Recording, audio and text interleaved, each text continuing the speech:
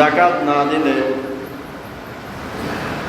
দুনিয়াতে আল্লাহ তাআলা তাদেরকে শাস্তির ব্যাপারে কোরআনে অনেক জায়গায় উল্লেখ করেছেন। সূরা কলমের 17 নম্বর আয়াতে আল্লাহ তাআলা বলেন, ইয়েমেনের শহর হল সানআ নামক শহর। ওই শহর থেকে 6 কিলোমিটার দূরে একটা ঘটনা ঘটছে, যে জায়গাটার নাম ছিল জারওয়ান। এখনো ওই জায়গার নাম জারওয়ানই আছে।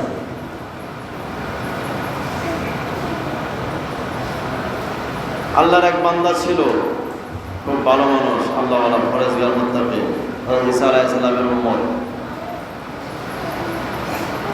ওই আল্লাহওয়ালা ব্যক্তিটাকে আল্লাহ তাআলা একটা বাগান দিয়েছেন, আঙ্গুরের বাগান। তো তিনি যখন ওই বাগানের ফল কাটতে যাইতেন, তো ওনার সাথে ফকির মিসকিনরাও যাইত। উনি ফল কাটতেন, আঙ্গুর ফল কাটে নামাইতেন, ওনার পরিবারের জন্য যতটুকু প্রয়োজন ছিল ততটুকু রেখে আর বাকি সবগুলা ফকির মিসকিনদের মাঝে দান করতেন। সবসময় তিনি এভাবেই ওই বাগানের ফসল এভাবে বন্টন করতেন, নিজের পরিবারের জন্য জরুরত পরিমাণ আর বাকিটা ফকির মিসকিনদেরকে দিয়ে দিতেন। তো তিনার কয়েকজন ছেলে ছিল, কোনো কোনো তাফসিরে আছে 3 জন, কোনো কোনো তাফসিরে আছে 5 জন, কম বেশি আরো তাফসিরগুলোতে আছে, নির্দিষ্ট নয় ছেলে কতজন। তো তিনি মারা যাওয়ার পরে তিনার ছেলেরা এরকম ভাবে বলতেছিল, আমার বাবা ছিল বেকুব, এত বড় একটা বাগান, এখানে লক্ষ লক্ষ টাকার ফল আসতো, কিন্তু আমার বাবা আমাদের জন্য জরুরত পরিমাণ রেখে বাকিগুলা ফকির মিসকিনদেরকে দিয়ে দিত, এটা তারা মানতে পারত না।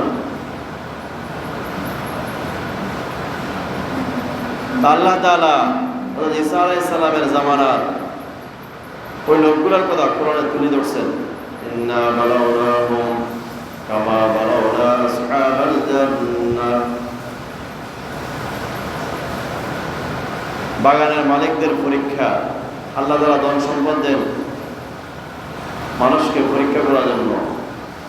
ওয়ালামু আন্নামা আমওয়ালুকুম ওয়া আওলাদুকুম ফিতনা।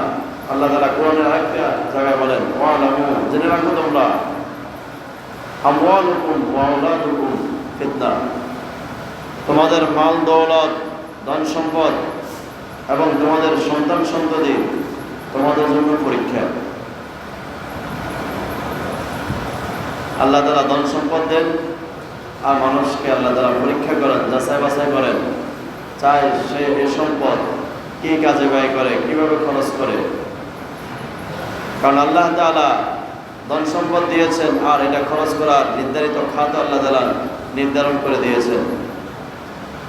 আল্লাহ তাআলা বলেন যে ওই বাগানের মালিকদের উপর পরীক্ষা, ইদ আকসামু লা ইয়াসরিমুন্নাহা মুসবিহিন, যখন সৎ ব্যক্তি, ফরেজগার ব্যক্তি মারা গেলেন, তখন তাদের সন্তানরা কসম করলেন, লা ইয়াসরিমুন্নাহা মুসবিহিন, তারা সকাল সকাল ওই বাগানে যাবে।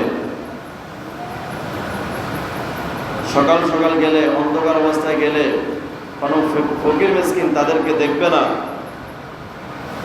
এমন অবস্থায় তারা ওই বাগান থেকে যায় ফল কেটে নিয়ে আসবে, ঘরে নিয়ে আসবে। কোনো ফকির মিসকিন দেখবে না, তাদেরকেও এখান থেকে দিতে হবে না। ওয়ালা ইয়াস্তাতনুন, তারা যে কসম খাইলো এটার ব্যাপারে তারা ইনশাআল্লাহ বলে না। ইনশাআল্লাহ আমরা সাধারণত অনেক সময় বলি না, এটা করে বলবো, এটা করে বলবো, ওখানে যাবো, ফলাফল বাদে ওখানে যাবো, কিন্তু আমরা ইনশাআল্লাহ বলি না। ইনশাআল্লাহ অর্থ যদি আল্লাহ তাআলা চায়, যদি আল্লাহ তাআলা আমাকে তৌফিক দেয়, তাহলে আমি অমুক কাজটা করবো, আমি কবিরহাটে যাবো, আমি মেজদি শহরে যাবো, আমি ঢাকাতে যাবো।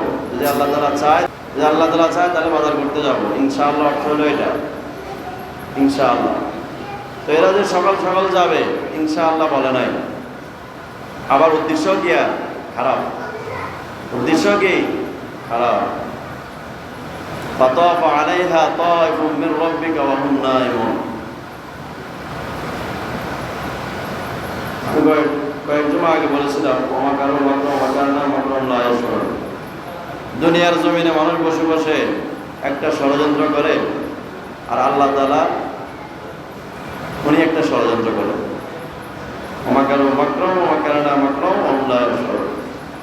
তো এরা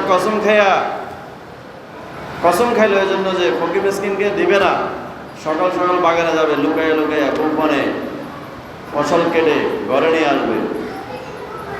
তো ফাতাফ আলাইহা তাইফুম মির রাব্বিকা ওয়া হুম নাইমুন, তারা যখন রাত্রিবেলা ঘুমাইলেন, ওয়া হুম নাইমুন, ঘুমের ভিতরে তোমার রবের পক্ষ থেকে, আল্লাহ তাআলা বলতেছেন তোমার রবের পক্ষ থেকে ওই বাগানের উপর একটা বিপদ আসলো, একটা আগুন আসলো।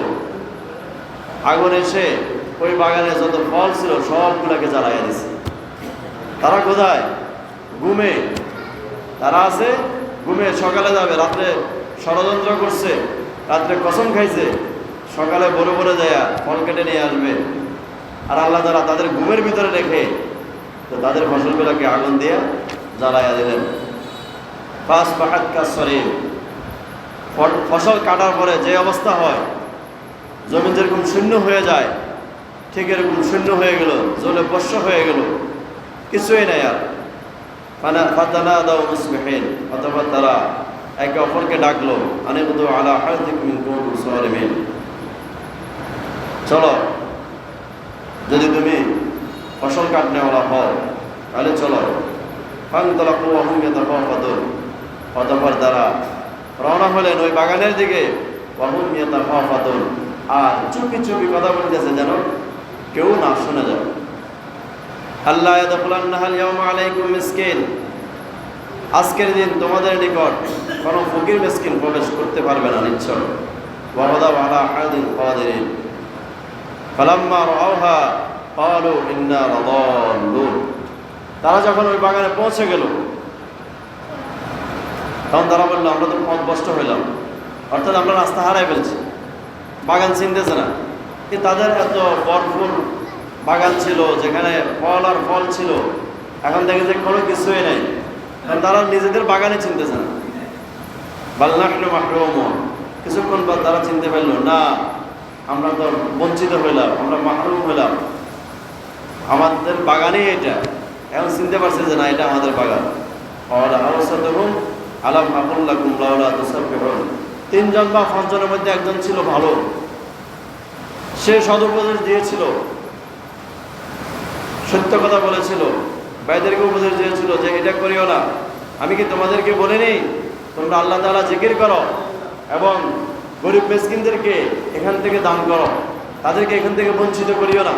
ওই ভাই বলতেছে যেটা ভালো ছিল বলে, তারপরে আবার কি হলো, তাদের সাথে একত্রিত হয়ে গেল। তার ভাইরা যখন এটা করতে প্রস্তুত হয়ে গেল যে ফকির মিসকিনদেরকে দিবে না, এটাতে একমত, তখন ও উপদেশ দিয়ে তাদের সাথে মিলে গেল।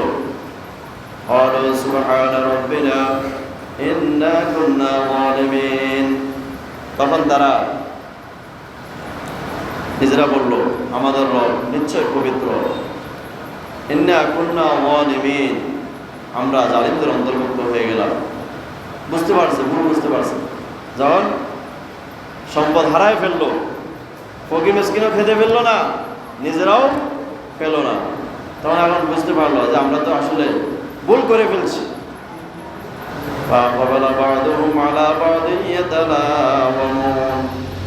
এখন একজন আরেকজনের দোষারোপ করতেছে, তুমি পরামর্শ দিছ, তুমি এই বুদ্ধি দিছ, তোমার কারণে এই ঘটনা করছে, যেটা আমরা সাধারণত করি।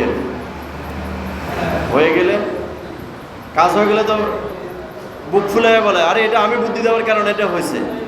আর যদি বিপরীত হয়, ক্ষতি হয়ে যায়, তখন নিজে আর ফাঁস কাটে যায়, একজন আরেকজনকে দোষারোপ করতে থাকে।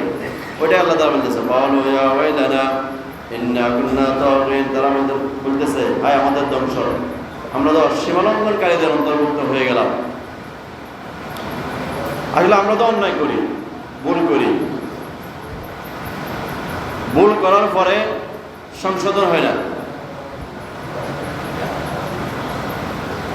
নিজেকে ছোট করি না। কিন্তু তারা কি করছে, ভুল করার পরে নিজেকে দোষারোপ করতেছে এবং ভুল হয়ে গেছে তওবা করতেছে। আসা রব্বুনা আন ইউবদিলানা খায়রাম মিনহা ইন্না ইলা রাব্বিনা রাগিবুন, ইন্না ইলা রাব্বিনা রাগিবুন। আল্লাহর দিকে তাদেরকে ফিরাইয়া নিলেন, ফিরাই নেওয়ার পরে আশা করতেছেন যে আল্লাহ তাআলা আমাদের এই ভুলের কারণে আমরা যে তওবা করলাম এবং নিজেদেরকে ফিরাইয়া নিলাম, এর বদলে আল্লাহ তাআলা আমাদেরকে এই বাগানের চাইতে উত্তম বাগান আল্লাহ তাআলা আমাদেরকে দান করবেন।